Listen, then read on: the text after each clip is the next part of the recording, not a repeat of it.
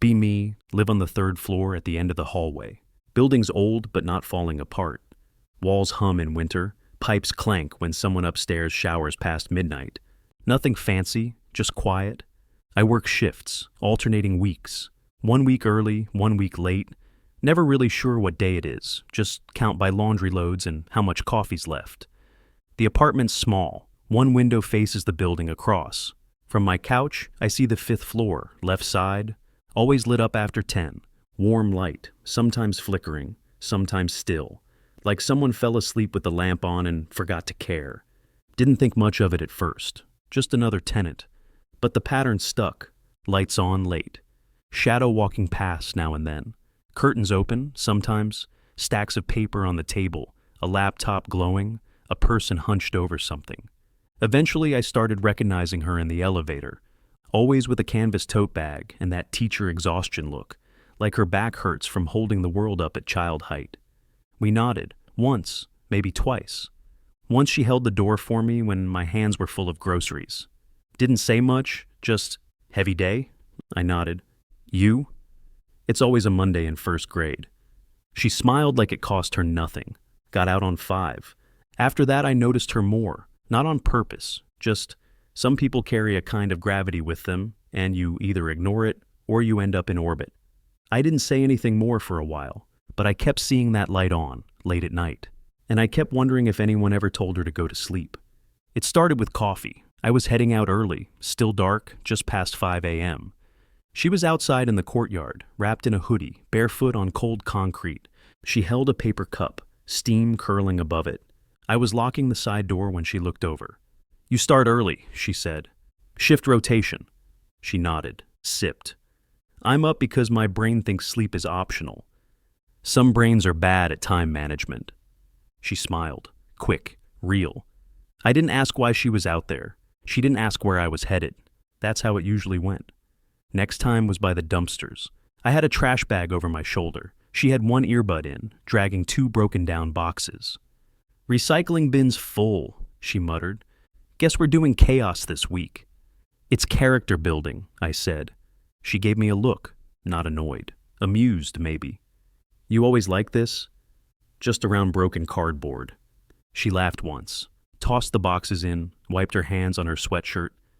"Thanks for not small-talking me to death. Thanks for not asking what I do for a living." She looked at me for a second, then nodded. "Deal." We both went inside.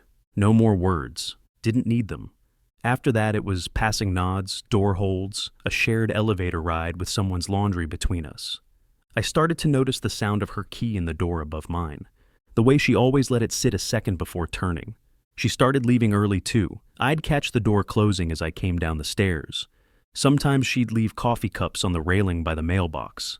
Sometimes I'd throw them away. Routine, no plans, no expectations. But something about it felt better than silence. It was almost midnight when I got home. Late shift. Everything smelled like old coffee and metal dust. The hallway was quiet, lights buzzing like they were tired too. I rounded the corner toward the main entrance and saw her. She was sitting on the front steps in a thin t-shirt and pajama pants. Barefoot again, laptop open on her knees, hair tied up like she'd given up trying.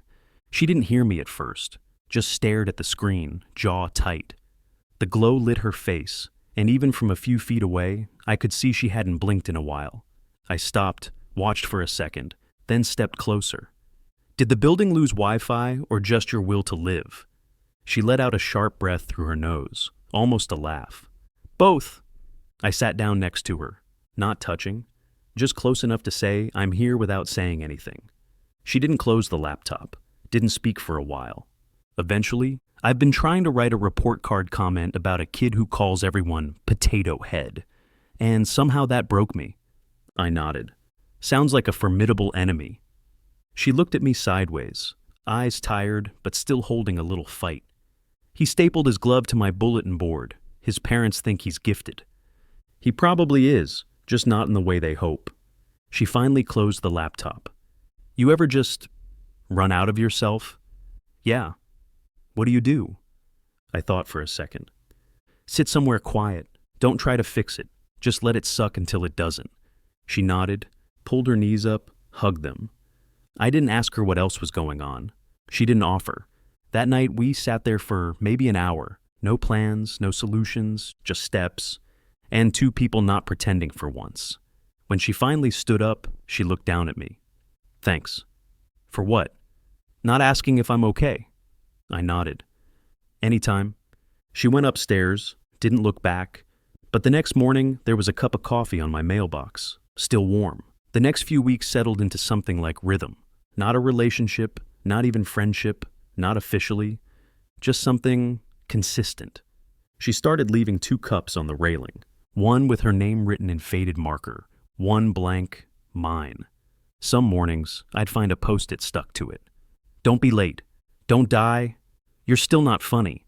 I never replied, but once I left her a banana with nice stapling form scratched into the peel with a key. She didn't bring it up, just smiled differently the next time we crossed paths. One Saturday, she knocked on my door. First time. She held a package that had my name on it, torn at the corner. Your tactical socks have arrived, she said. You opened my mail? Only emotionally. I let her in. Didn't feel like a big deal. We sat in the kitchen. She poked around my fridge like she lived there. Why do you have 3 jars of mustard and no actual food? I live efficiently. You live like a raccoon with a Costco membership. We boiled pasta and oversalted it. Ate it straight from the pot with mismatched forks. Later, she stood at the sink, rinsing one of the mugs. You always live like this? Like what? She turned, leaned back against the counter. Quiet, functional, alone. I shrugged. It works. She didn't answer right away. Mine did too, until it didn't. Then, softer. You don't have to be fine all the time. Neither do you. She nodded, set the mug down, tossed the towel on the counter, didn't leave right away. Just leaned into the silence like it belonged to both of us. It was raining hard, the kind that makes even buildings look tired. She called, first time she ever did. No text, no lead-in. Hey, you busy? Just doing my annual fridge inspection. Can you come up? Her place looked like I pictured, kind of chaotic, kind of soft. Books in stacks, not shelves. Blankets in corners like she forgot where they belonged. She was standing in the kitchen, barefoot in sweatpants, holding a dish towel like it was keeping her grounded. I didn't know who else to call, she said, and I didn't want to feel stupid for needing someone. Good news, I said. I'm not great at judgment. She laughed once, not quite fully. She didn't say what happened. I didn't ask. She just pointed to the couch. We sat. Eventually, she leaned into me, slow, uncertain, not for comfort, just to feel someone exist. We stayed like that for a while. No music, no movie, no filler. At some point, I made us tea. Same mugs from the hallway, now in her kitchen. When I left the next morning, mine was still in her sink. Didn't feel like a symbol, just felt like something left behind on purpose. It wasn't planned. One night bled into another. The kind of day where everything just drains you. Too many emails. Too many people needing too many things. She showed up at my door, hood up, eyes tired. Didn't knock like she was visiting, just like she belonged there. I didn't want to go home, she said. You don't have to. We watched something on the couch. I don't remember what. She fell asleep halfway through, head against my shoulder, breathing slow. I didn't move. At some point, she shifted, knees tucked, arm across my chest like she was anchoring herself. We didn't talk about anything, didn't label it. Later, she looked up, half asleep, voice quiet. You sure you're okay with this? Yeah. You're not just being nice? No, she nodded, eyes closed again. That night, she stayed, really stayed, and for once, no one was performing, not proving worth, not asking for more than what was given. Just presence, warmth in the sheets, a hand that didn't pull away. A room that didn't demand anything.